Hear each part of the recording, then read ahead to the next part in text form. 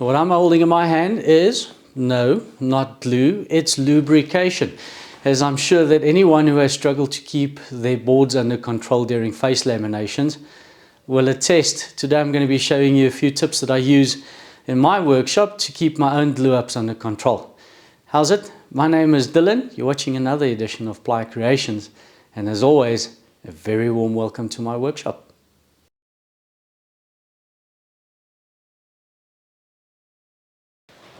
This stuff makes face laminations slippery, and the moment you start adding clamping pressure, your boards will want to move. Today I'm going to be sharing 4 methods with you that I use in my own workshop to keep my face laminations under control, and I hope that that will solve some frustrations for you. 2 of those methods I use regularly. One of them I keep as a backup, and then the last one we're going to be adding some flavor to the mix. So if you want to see what all of that is about, be sure to watch until the end. These aren't the only methods that you can use to keep boards under control during face laminations, and you'll see that none of the methods that I'm going to be showing you today includes clamping coils. For some of the other inexplicable reason, I've got a strong dislike to using them. If my voice sounds a little bit groggy on the microphone, as I'm just recovering from what my mother-in-law jokingly calls the 2-week flu. That is where you're sick for 2 weeks using medication and 14 days not using medication. And honestly, in this case, I probably agree with her. I actually agree with my mother-in-law more often than one may think. So we're going to be starting with the quickest method, and that is using nails. So I'll see you over at the bench. First method I'm going to be showing you is probably the quickest and simplest way to go about keeping the boards under control during a face lamination, and I'll typically use this when I want to do a quick lamination, and we'll simply be using 2 simple nails to keep everything under control. For this and any one of the other methods that I am going to be showing you, be sure to mark your boards. Last thing you want to do is trying to figure out how the boards go back together, especially after you've applied glue. So I'll mark these, line them up, and mark them with a cabinet maker's triangle so I know how they go back together. Separate them, and then I'll install the 2 nails, and you'll see that I don't even do any layouts. I simply install the nail. Let's see if I can do this on camera without hitting myself.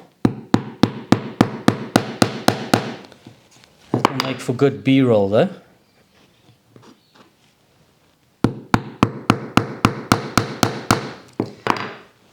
The nails don't need to go in particularly deep, and we are going to be snipping them off. Word of caution, once you snip off these nails, they've got a bad habit of flying around in the workshop, so do wear eye protection. To stop the flying around, I will grab the top of the nail, get my side cutters, and snip off the nail.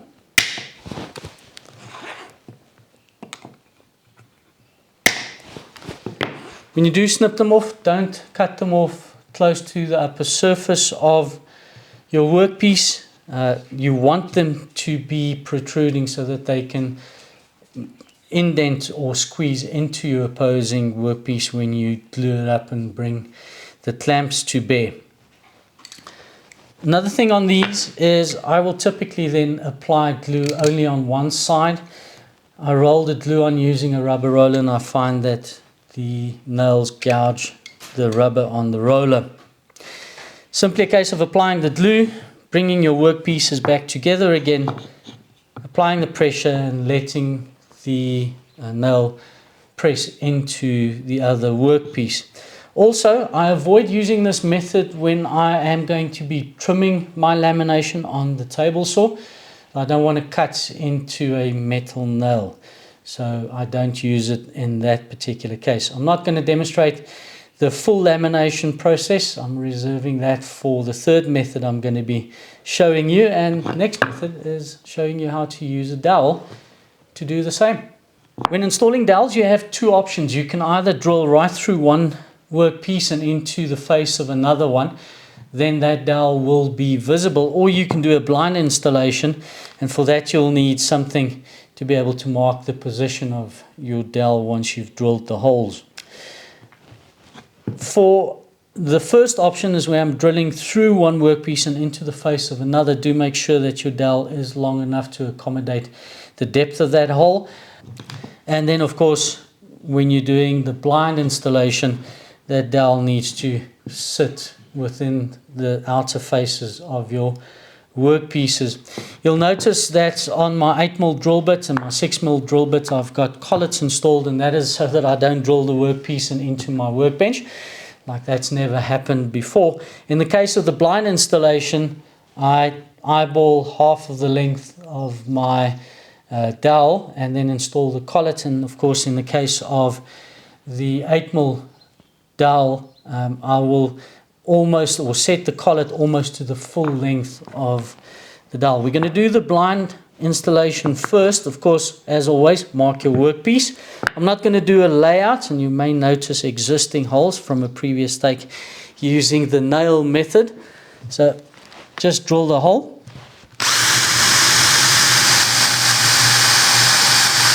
That hole is now half the depth of my 6mm dowel.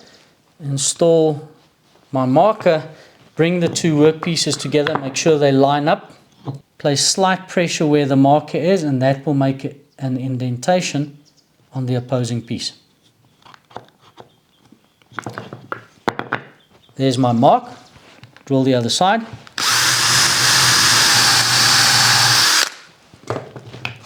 You will then, of course, apply glue, install your dowels, bring your workpiece together and put them in clamps.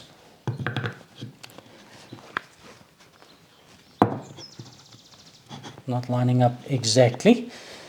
For the second method, I am going to be drilling through the top. Now here, I will typically clamp the workpieces together, because what you may find is as you drill through the one workpiece into the other one, that it may shift. So typically what I would do in this case is I would apply clamping pressure on both pieces.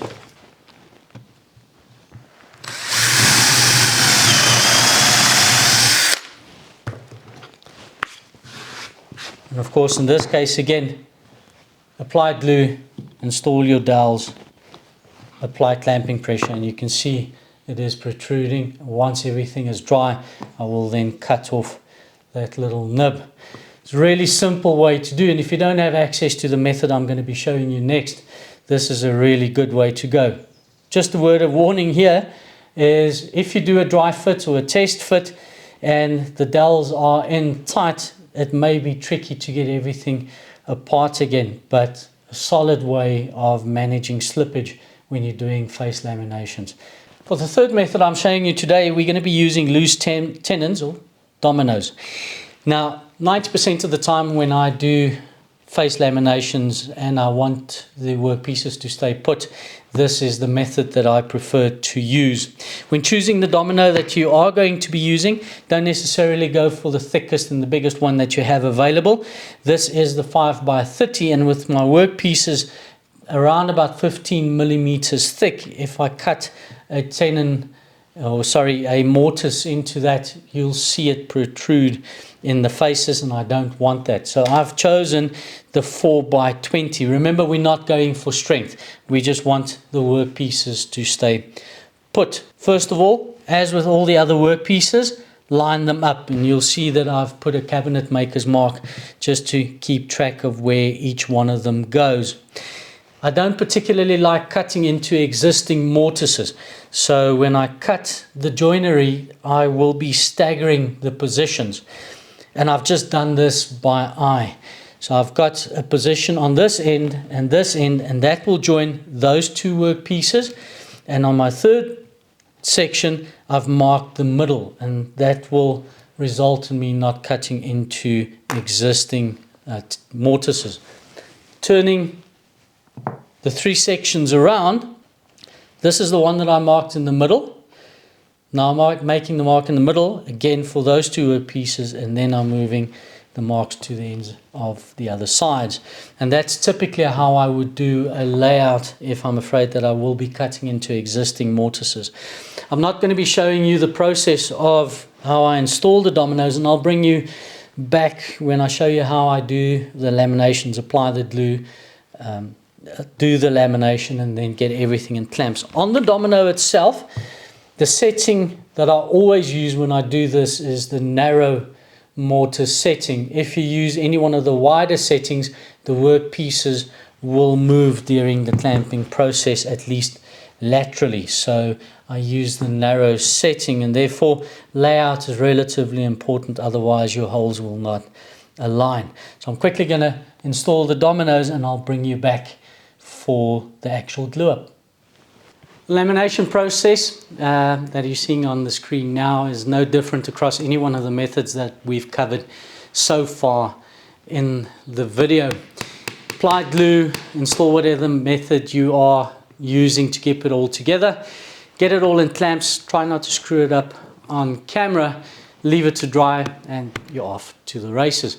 Why is this particular lamination so special? I've even gone as far as clamping it to the top of my table saw to keep it completely flat.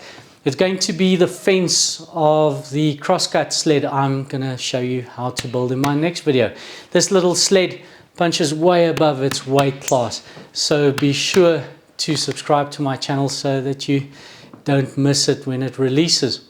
To everybody else who has taken the time to subscribe to my channel, like any one of my videos, or leave a comment, thank you so much. You guys make it all worthwhile, even to the point where I'm wearing an unattractive buff around my neck to keep my vocal cords warm in a cold workshop. If my wife sees this, she's going to be mortified. We're moving on to the fourth method of keeping your face laminations in control, and this one's going to be fun. And for the last method I'm sharing with you today, you are going to need salt. Yes, you heard me right. You need some coarse ground, freshly ground salt, especially the expensive stuff from the Himalayas. Jokes aside, any coarse, freshly ground salt will do the trick. Don't ask me where I got this one. I think I read it somewhere, maybe one of Christopher Swatch's books. I'm not exactly sure. But this actually does work. Don't use it really in my workshop. And I've already coated the two workpieces with a layer of glue, and you simply add some salt. Not too much. What the salt does is, because it's coarse, it keys the surface, and when you bring your workpieces together, it stops the slippage. As the glue dries, the salt then dissolves in the glue. One of the main reasons I don't use this is because I have other methods that I do use, but I find that in my experiments that I've done, it has a weird effect on, I think it's just because of modern glues, but the glue does become a little bit watery, but it does work. Just bring the two workpieces together. That salt might have been a little bit on the coarse side, but you'll need to experiment and clamp it all together. And no slippage happening whatsoever. And it really does work. And if you do nothing else this coming weekend, give it a try. It's one of those infinitely cool things to know about woodworking in general. And I strongly encourage you to give it a go. That brings us to the end of the four methods, and just the final notes, and then I'll let you go. Final notes on all the methods that I showed you today.